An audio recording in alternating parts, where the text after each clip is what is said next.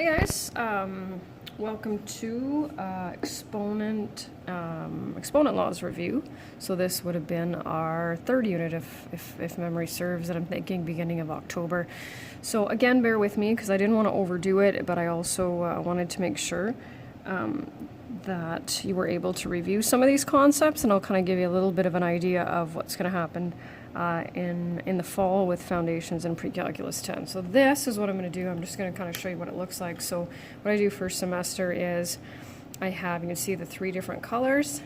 So I have students come up to the board and they pick, green being the easiest, yellow being the medium level, and of course red being the more challenging ones. So obviously that's not going to quite work. So what I'm going to do is I am going to do the green ones with you first, so here they are. And just to go back, there's a couple of things that are really important. So let's look at, and I'm going to go in a specific order here. So let's go over here first. What is the base, right? We know the base is the larger number, and so the brackets would indicate that the base for this one is negative 15, because that is what is to the power of 4, so that if we were going to evaluate it, would be negative 15 times negative 15 times negative 15 times negative 15. Okay, moving on here, identify the exponent. That, of course, is the number in the upper right-hand corner, and so that indicates, of course, the number of times we multiply the base by itself. And let's see, I'll just sneak over here. I'm just trying to make sure I cover them in the right order here.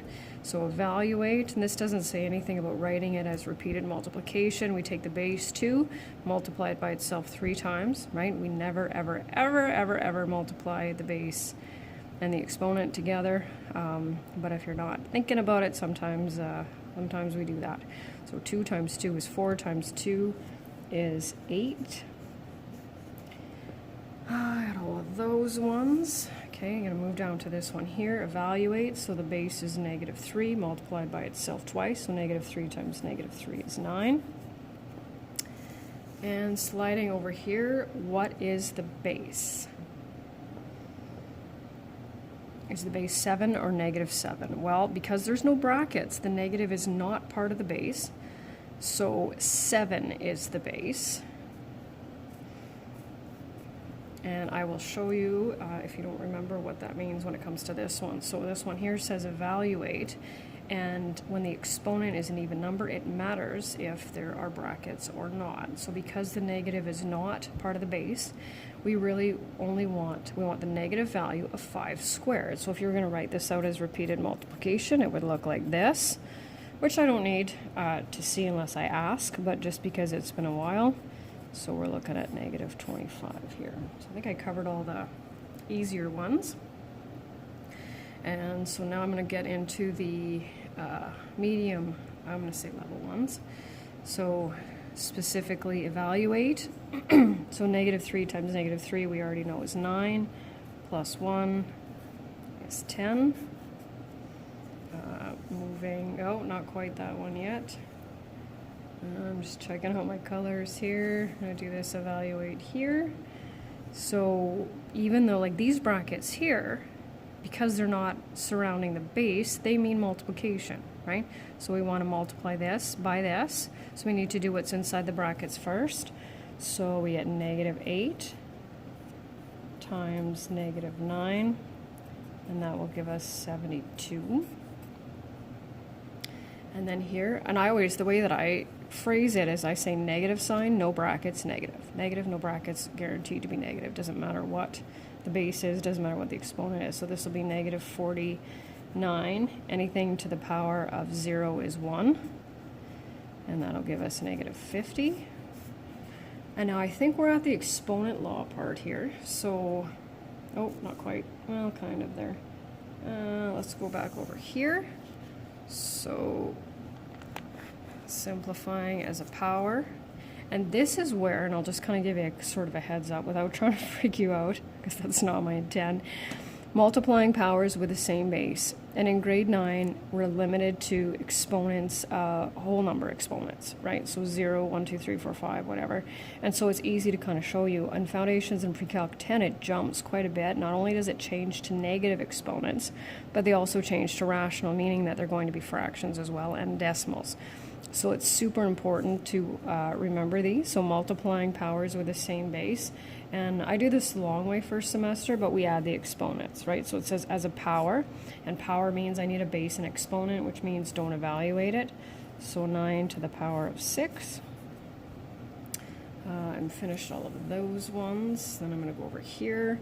Same thing when dividing powers with the same base. We subtract the exponents. So those will again have negative numbers to them, as well as positive and negative fractions.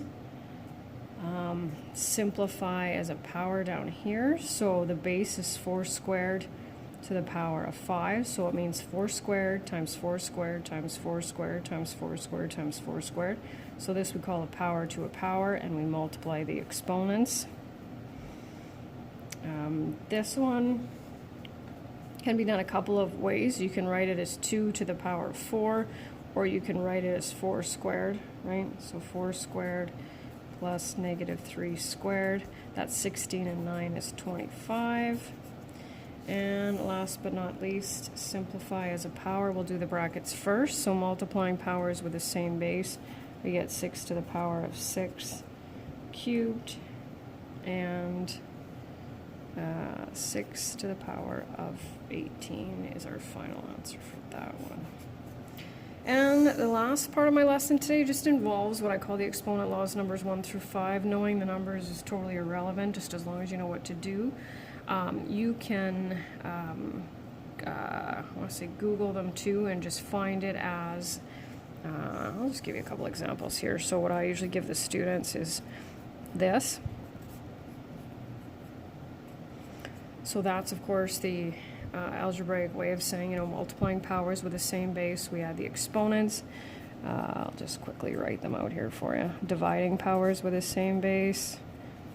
We subtract the exponents. Actually, I think I usually do. I don't even know if that eraser is going to work. Hold on a second. That way you'll have them. You know what? Doesn't really matter. So there's the power to a power.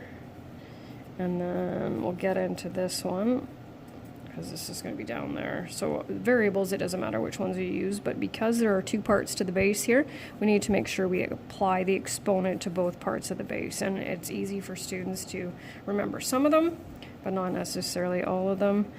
And so there they are. You can easily find them on the internet, just have to, because variables might be different.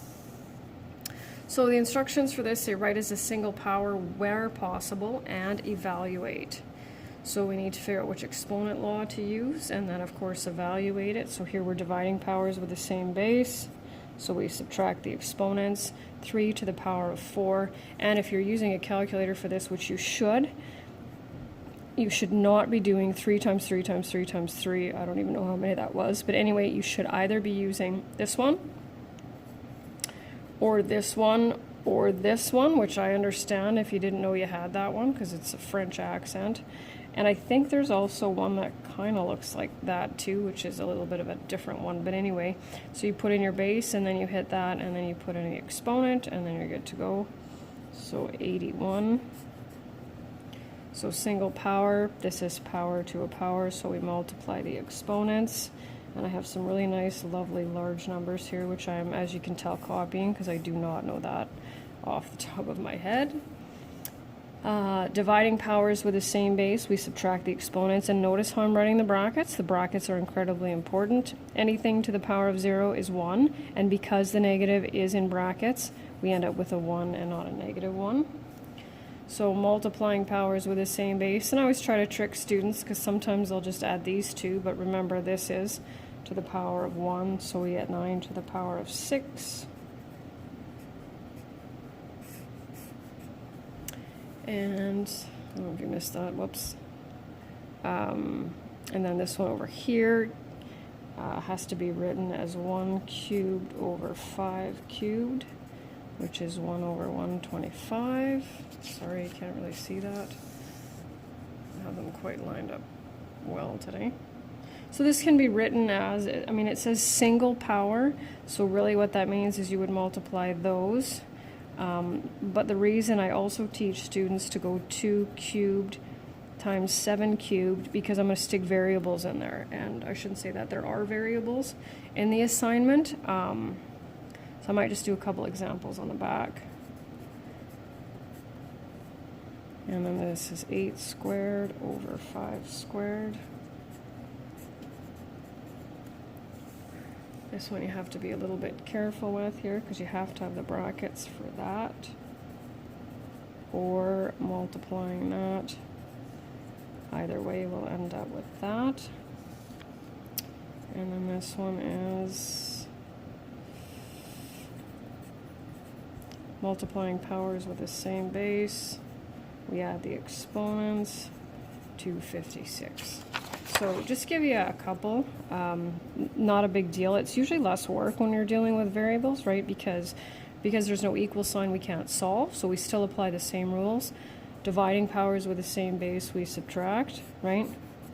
That's as far as we go. And then I think I'll just give you something like this, right? So I try to encourage students to count the parts of the base if you're having difficulty with that. 2 is 1 part, x is 1 part, and y squared is 1 part. So we have to remember to apply it to both parts of the base. Put 1s there if it helps. And really, you need to multiply, right?